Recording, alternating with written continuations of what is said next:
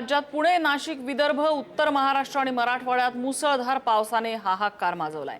यवतमाळमध्ये पुराच्या प्रवाहात कार वाहून गेल्यामुळे आईसह 2 मुलींचा मृत्यू झालाय। पुण्यात खडकवासला धरणातून मोठा विसर्ग सुरू आहे, त्यामुळे मुठा नदीला पूर आलाय। एकता नगरीमध्ये पाणी शिरलंय, तर इकडे गडचिरोलीत ढगफुटी सदृश पाऊस झालाय, त्यामुळे जनजीवन विस्कळीत झालेलं आहे। मराठवाड्यात 233 मंडळांमध्ये अतिवृष्टीची नोंद झालेली आहे।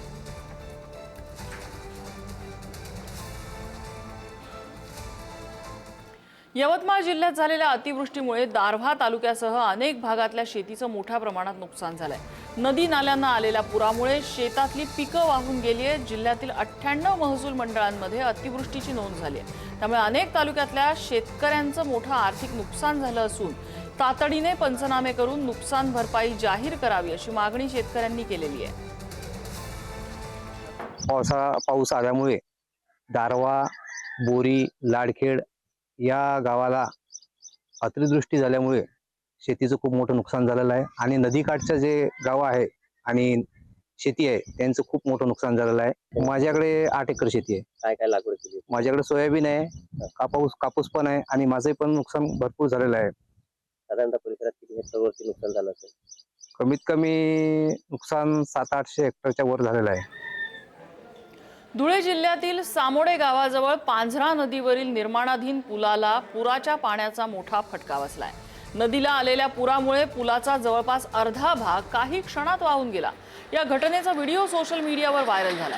सुदैवाने दुर्घटनेवेळी कामगार घटनास्थळी नसल्यानं जीवितहानी टळली, मात्र पुलाच्या बांधकामाची गुणवत्ता आणि सुरक्षेबाबत त्यामुळे प्रश्न उपस्थित होत आहेत।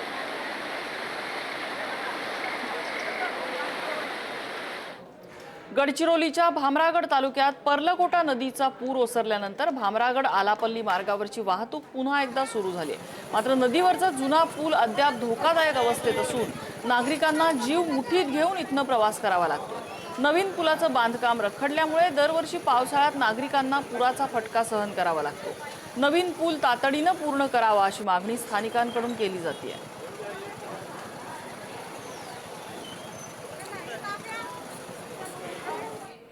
वाशिम जिल्ह्यात गुरुवारी रात्री झालेल्या दमदार पावसामुळे जिल्ह्यातील प्रमुख जलप्रकल्पांमधील पाणी साठ्यात लक्षणीय वाढ झालेली आहे। वाशिम शहराला पाणी पुरवठा करणाऱ्या एकबुर्जी प्रकल्पाचा साठा 4% वरून थेट 21.45% वर पोहोचलाय। मालेगाव तालुक्यातील सोनल मध्यम प्रकल्पामध्ये 17.45%, तर रिसोड शहराला पाणी पुरवठा करणाऱ्या आडोळा प्रकल्पाच्या जलसाठ्यातही 15% पाणी पातळीत वाढ झालेली आहे। त्यामुळे गेल्या काही दिवसांपासून पाणी टंचाईच्या छायेखाली असलेल्या नागरिकांना मोठा दिलासा मिळालेला आहे। बुलढाणा जिल्ह्याला मुसळधार पावसाचा फटका बसलेला आहे। जिल्ह्यातील 92 पैकी 91 महसूल मंडळात अतिवृष्टीची नोंद झाली। 24 तासात 3 महसूल मंडळात तब्बल 255 मिलीमीटर पाऊस झालाय। या आपत्तीत 2 जणांचा मृत्यू झाला असून जळगाव जामोद तालुक्यात पुराच्या पाण्यात वाहून गेलेले 2 जण अद्याप बेपत्ता आहेत। तर पावसामुळे 24 जनावरं दगावली असून एकूण 169 घरांचं नुकसान झालंय। पावसामुळे 84,870 हेक्टरवरच्या पिकांचं नुकसान झालं असून आपत्तीग्रस्त भागात मदत आणि बचाव कार्य सुरू आहे। तो पुण्याचा माल काय की नाही त्याचा फुफुड लागेल ना। वर्धा नदीच्या पाणी पातळीत वाढ होऊन बॅकवॉटर इरई नदीमध्ये आल्यामुळे चंद्रपूर शहराच्या बाह्य भागात पूरस्थिती निर्माण झाली। इरई नदीला पूर आलाय, त्यामुळे चोरळा बिनबा गेट परिसरातील पूल पाण्याखाली गेलाय।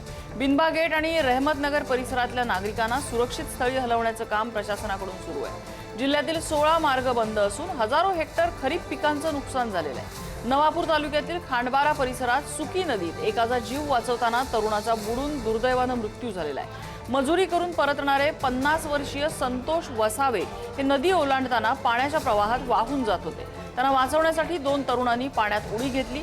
यावेळी 35 वर्षीय तरुणाचा बुडून मृत्यू झालाय। पावसामुळे नदी नाल्यांना पूर आलेला असून नागरिकांना सतर्क राहण्याचा इशारा दिलेला आहे।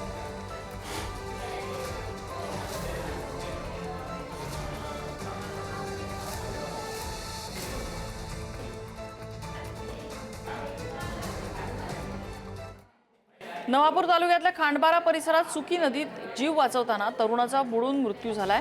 मजुरी करून परतणारे 50 वर्षीय संतोष वसावे नदी ओलांडताना पाण्याच्या प्रवाहात वाहून जात होते। त्यांना वाचवण्यासाठी 2 तरुणांनी उडी घेतली। यावेळी 35 वर्षीय तरुणाचा बुडून मृत्यू झालाय।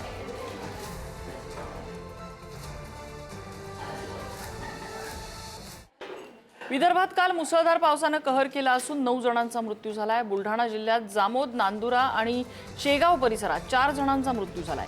यवतमाळच्या दारव्हा तालुक्यात 3घांचा जीव गेलाय। भंडाऱ्यातील लाखांदूर तालुक्यात पुराच्या पाण्यात वाहून गेल्यानं एका वृद्धाचा मृत्यू झालाय, तर वर्धा जिल्ह्यात एका व्यक्तीचा बुडून मृत्यू झालाय। प्रशासनाकडून नागरिकांना सतर्क राहण्याचं आवाहन करण्यात आलेलं आहे।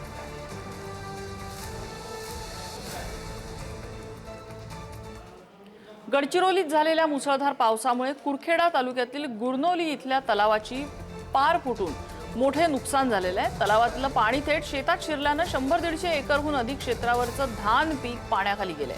शेती वाहून गेल्यामुळे शेकडो शेतकऱ्यांना मोठा आर्थिक फटका बसलाय। त्यांच्या हंगामभराच्या मेहनतीवर पाणी फिरलेलं आहे। नुकसानग्रस्त शेतकऱ्यांनी पंचनामे करून आर्थिक मदतीची मागणी केली आहे। प्रशासनाच्या कारवाईकडे आता सगळ्यांचं लक्ष आहे।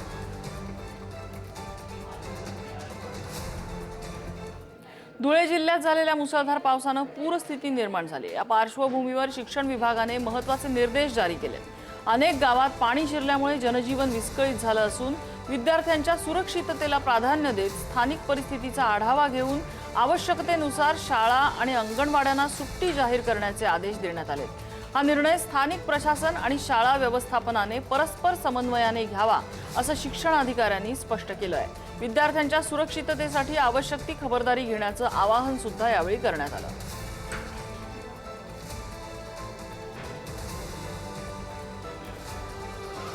निम्न वर्धा प्रकल्पातून आज सकाळपासून पाण्याचा विसर्ग सुरू करण्यात आलाय।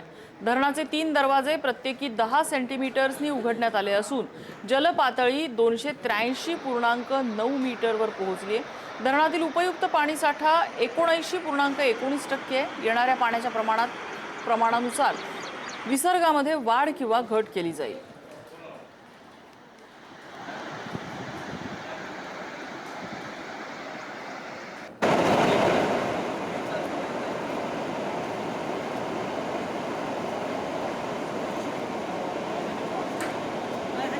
कोयना धरणाच्या पाणलोट क्षेत्रात सुरू असलेल्या मुसळधार पावसामुळे धरणातून विसर्ग वाढवण्यात आलाय।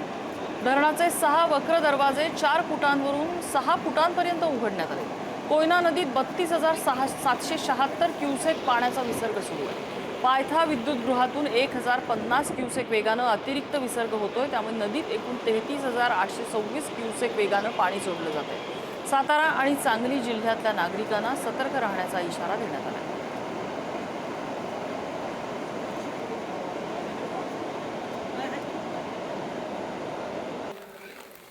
नाशिक जिल्ह्यातल्या चांदवड तालुक्यात 2 दिवसांच्या मुसळधार पावसाने राजदेरवाडी आणि इंद्राईवाडी डोंगरावरचे धबधबे प्रवाहित झाले। नदी नाले दुथडी भरून वाहत असून छोट्या मोठ्या धरणातनं पाणी ओसंडून वाहत आहे। पावसामुळे डोंगरांनी हिरवा शालू परिधान केलाय आणि सुंदर चित्र दिसून येते। ढग डोंगरावर उतरल्यामुळे परिसरात आल्हाददायक वातावरण निर्माण झालंय आणि निसर्ग सौंदर्यही खुललंय।